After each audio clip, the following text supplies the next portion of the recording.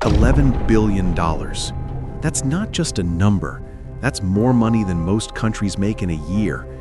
And in the summer of 2002, a woman sitting alone in an office at 2 a.m., scrolling through spreadsheets by flashlight, discovered that $11 billion didn't exist. It never did. How does the second largest telecommunications company in America, a company worth $180 billion at its peak, evaporate overnight? How does a CEO go from standing on stage at the World Economic Forum to a prison cell with a 25-year sentence? And how does a small-town basketball coach from Mississippi convince Wall Street, regulators, and millions of investors to believe in the biggest accounting fraud in U.S. history? This is the story of WorldCom, a house of cards built on borrowed dreams, a startup delusion that became a cautionary tale, a business documentary about the unsustainable growth that changed everything, one card at a time, until gravity caught up. 1983, Mississippi. The world of long-distance calling was a battleground. AT&T controlled everything. If you wanted to call your mom across state lines, you paid AT&T's rates. No negotiation, no alternatives. But the telecom industry was cracking open. Deregulation was the buzzword, and in the middle of nowhere, Hattiesburg, Mississippi, a former basketball coach and motel manager saw an opening. His name was Bernard Ebbers.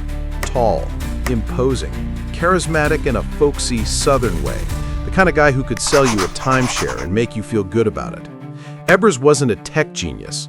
He didn't understand fiber optics or switching systems. What he understood was this: competition. He'd spent years coaching college basketball, drilling one lesson into his players. You don't have to be the best. You just have to outlast everyone else. So in 1983, Ebbers and a group of investors pooled together $650,000. They started a company called Long Distance Discount Services, LDDS. The pitch was simple: cheaper long-distance calls.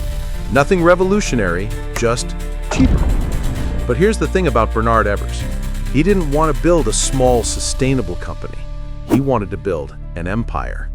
And in the world of telecom, there was only one way to grow fast: buy everyone else. Ebbers looked at the sprawling landscape of tiny long-distance providers scattered across America, mom-and-pop shops, regional carriers, and he saw something no one else did. Not competitors, building blocks. He started buying them, one after another, like a kid collecting trading cards. By the early 1990s, LDDS had acquired dozens of small telecom companies. Each acquisition made the company bigger. Each acquisition made Ebbers hungrier. And Wall Street loved it. Because in the 90s, growth wasn't just good, growth was everything. Revenue didn't matter if you were expanding. Profitability could wait. As long as the story kept getting bigger, the stock kept climbing. Ebbers was playing a game, a beautiful, dangerous game. He was stacking cards, higher and higher, and everyone watching thought, how high can he go? What they should have asked was, how long can this hold? 1995, the company, now renamed WorldCom, was on fire. Not just growing, exploding. Ebbers didn't just buy small companies anymore. He went after giants. 1996, WorldCom acquired MFS Communications for $14 billion. With it came UUNet, the backbone of the early internet. Suddenly, WorldCom wasn't just a long-distance carrier, it was an internet infrastructure company. And in the late 90s, if you weren't in the internet business, you were nobody. But Ebbers wasn't done. 1997, he made the move that changed everything. He went after MCI. MCI was a legend. The company that had challenged AT&T, the David to AT&T's Goliath. MCI was worth 3 times more than WorldCom, but Ebbers didn't care. He offered $37 billion, paid entirely in WorldCom stock. "No money is needed," he joked to reporters. Maybe I'll buy British Telecom next. He won. The MCI-WorldCom merger created a $30 billion telecommunications empire, second only to AT&T. Ebbers was everywhere. Every headline, every investor pitch, every tech conference. The man who started with $650,000 in Mississippi now controlled a company valued at $180 billion. His face was on magazine covers, Fortune, Forbes, Businessweek. The telecom cowboy, they called him. He wore cowboy boots to board meetings. He didn't use email. He ran the company on gut instinct and aggressive expansion. And the market rewarded him for it. Between 1995 and 1999, WorldCom's stock price rose 7,000%. Investors couldn't get enough. Every quarterly earnings call, analysts asked the same question: what are you buying next? Because that's all that mattered. Not profits, not sustainability, growth. Ebbers had mastered the art of the deal. He stacked card after card, acquisition after acquisition. The house was now a tower, and everyone stood back and marveled at how tall it had become. But towers built on cards have one fatal flaw. They don't bend. They snap. 2000. Something was wrong. Not catastrophically wrong. Not yet. Just off. Ebbers tried to make one more big move. He went after Sprint, the third largest telecom carrier in America, a $129 billion merger. It would have been the largest merger in history. It would have made WorldCom unstoppable. But this time, the regulators said no. The Department of Justice blocked it. Too much market power, they said. Anti-competitive. For the first time in 15 years, Ebbers couldn't buy his way forward. And that's when the cracks started to show. See, WorldCom's business model had always been simple. Buy a company, add its revenue to yours, watch your stock price go up. But here's what no one wanted to admit. WorldCom wasn't actually making money, not real money. The acquisitions masked a deeper problem. The telecom industry was collapsing. The dot-com bubble had burst. Internet startups, the companies buying WorldCom's bandwidth, were going bankrupt by the hundreds. Demand for long-distance and data services was plummeting. But WorldCom's costs still climbing. Ebbers had built a company that only worked if it kept growing. And now, growth had stopped. Inside WorldCom's offices, executives were starting to panic. Quarterly earnings were approaching. Wall Street expected profits. But the numbers, they didn't add up. So they made a choice. Not a desperate choice, not yet. Just a small adjustment, a tweak. They took some operating expenses, things like maintenance costs, line fees, and moved them into a different column. Instead of calling them expenses, they called them capital expenditures. It sounds technical, but here's what it meant. They turned losses into profits. On paper, WorldCom looked healthy. In reality, the foundation was rotting. And Bernie Ebbers? He kept smiling, kept reassuring investors, kept saying everything was fine. But late at night, in the accounting department, a woman named Cynthia Cooper was starting to notice something strange. Numbers that didn't make sense, transfers that had no documentation, entries that appeared and then disappeared. She didn't say anything, not yet, but she started keeping notes. The house of cards was still standing, but if you looked closely, really closely, you could see it swaying. 2001. The market crashed. The dot-com bubble was officially dead, and WorldCom's stock price, once untouchable, began to freefall. Ebbers watched his empire crumble in real time, but he didn't pull back. He didn't cut costs. He didn't admit there was a problem. Instead, he doubled down. He took out personal loans, $400 million, using his WorldCom stock as collateral. When the stock price dropped, the banks demanded more collateral. So WorldCom's board gave him more loans, company loans, to save the CEO from bankruptcy. It was madness. Meanwhile, inside the company, the fraud was accelerating. Every quarter, the same problem. Earnings didn't match projections. Every quarter, the same solution. Move the expenses, hide them, bury them, make the numbers work. Chief Financial Officer Scott Sullivan oversaw it all. He justified it to himself as aggressive accounting. Temporary fixes. We'll make it right next quarter, he told his team. But next quarter never came. By 2002, WorldCom had hidden $3.8 billion in operating costs. They turned massive losses into fake profits, and Wall Street believed it. Analysts believed it. Investors believed it. Because they wanted to. Because the alternative, that one of America's largest companies was a lie, was unthinkable. But Cynthia Cooper didn't stop looking. She was vice president of internal audit. It was her job to make sure the numbers added up. And they didn't. Late at night, she and her small team worked in secret. They pulled old files. They traced transactions. They followed the trail of fake capital expenditures. And in June 2002, she found it. The smoking gun. Billions of dollars in fraudulent entries. She brought it to the board, and on June 25, 2002, WorldCom made an announcement. We have discovered accounting irregularities. That's corporate speak for we lied. The stock price collapsed.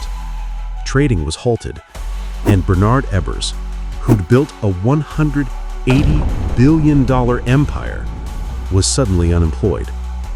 One card had fallen, and the rest followed in seconds. The SEC launched an investigation. So did the FBI, and the Department of Justice, and Congress. They pulled emails, they interviewed employees, they subpoenaed documents, and what they found was staggering. WorldCom hadn't just hidden $3.8 billion in expenses. The final tally was $11 billion. $11 billion in fake assets. It wasn't a mistake. It wasn't aggressive accounting. It was fraud. Deliberate, systematic, sustained. For years, executives had fabricated profits to meet Wall Street's expectations. They'd created fake revenue. They'd hidden billions in costs. They'd lied to auditors, investors, and regulators. And Ebbers? He claimed he didn't know. I'm not an accountant, he told investigators. I trusted my CFO. But the emails told a different story. Executives had warned him. Auditors had raised red flags. Employees had questioned the numbers. And Ebbers had ignored all of it. Because admitting the truth would have meant admitting the game was over, that the house of cards was about to fall. So he kept building, higher and higher, until gravity won. On July 21, 2002, WorldCom filed for Chapter 11 bankruptcy. At the time, it was the largest bankruptcy in U.S. history. $103 billion in assets, gone. Thousands of employees lost their jobs. Investors lost billions. Pension funds evaporated. And Bernard Ebbers? In 2005, he was convicted of fraud, conspiracy, and filing false documents. He was sentenced to 25 years in prison. The coach who wanted to win had finally lost. July 21, 2002. The office was silent. Phones that once rang nonstop sat dead. Desks covered in coffee cups and half-written memos. Monitors still glowing with stock tickers frozen in time. Employees walked out carrying boxes. Some cried, some didn't. They'd given years to this company, believed in it, and now it was gone. Outside, reporters swarmed, cameras clicked, headlines screamed. WorldCom bankrupt, $11 billion fraud, the biggest scandal in corporate history. Inside the bankruptcy court, lawyers shuffled papers. Creditors argued over scraps. $41 billion in debt. No way to pay it. The company that once employed 80,000 people was selling off its assets piece by piece. Verizon eventually bought what was left for $8.5 billion, a fraction of what it had been worth. Cynthia Cooper, the woman who'd uncovered it all, was named one of Time magazine's Persons of the Year in 2002, but she received death threats, hate mail. Former colleagues blamed her for destroying their livelihoods. "I didn't destroy WorldCom," she said quietly. "The fraud did." Bernard Ebbers, in his defense, said, "I'm not a numbers guy. I relied on others." But the jury didn't buy it. Neither did the judge. 25 years. Ebbers walked into prison in 2006. He was 64 years old. He'd lost everything: his fortune, his reputation, his freedom. The house of cards had collapsed. And in the wreckage, there were no winners, only survivors and ghosts. The fallout from WorldCom didn't stop at bankruptcy. It rippled. Congress acted. In 2002, they passed the Sarbanes-Oxley Act, the most sweeping corporate reform since the Great Depression. New rules for auditing, new penalties for fraud, new protections for whistleblowers. It changed how every public company in America operates, all because of WorldCom. Wall Street changed. Investors stopped trusting growth stories without profits. "Show me the money" became the new mantra. The age of blind faith in charismatic CEOs was over. The telecom industry changed. Dozens of companies collapsed in WorldCom's wake. Investors fled. Billions in infrastructure projects were abandoned. But here's the thing about scandals. They don't just punish the guilty. Thousands of WorldCom employees lost their retirement savings. Pension funds that had invested in WorldCom, teachers, firefighters, public workers, lost millions. Small investors who believed in the next big thing were wiped out. And Bernard Ebbers? He served 13 years before being released in 2019 due to health issues. He died a year later. No apologies, no admissions, just silence. Scott Sullivan, the CFO, testified against Ebbers in exchange for a shorter sentence. He served 5 years. He now works as a consultant. Cynthia Cooper wrote a book called Extraordinary Circumstances. She became a symbol of ethical courage. But she'll tell you, doing the right thing doesn't always feel heroic. Sometimes it just feels lonely. WorldCom is gone, but the lesson remains. You can't build an empire on lies. Not forever. The cards always fall. So here's the question. How did it happen? How did thousands of smart people, analysts, investors, regulators, journalists, miss an $11 billion fraud? How did a small-town basketball coach convince the world he'd built something real? The answer isn't complicated. We wanted to believe. In the late 90s, we believed in endless growth. We believed in charismatic leaders. We believed that the rules of business had changed. Revenue doesn't matter. Profitability can wait. Just keep growing. And for a while, it worked, until it didn't. One former WorldCom engineer said it best. We all knew something was wrong, but no one wanted to be the one to say it out loud, because saying it meant admitting we'd been part of the lie. Bernard Ebbers didn't build WorldCom alone. He had help from bankers who kept lending, from auditors who kept signing off, from analysts who kept recommending the stock, from investors who kept buying. Everyone played a part because everyone had something to gain, until there was nothing left to take. WorldCom started with a dream, a coach who wanted to win. It ended with a warning. Be careful what you build, and be even more careful what you choose to believe. Because some towers, no matter how tall, were never meant to stand. They were always just a house of cards.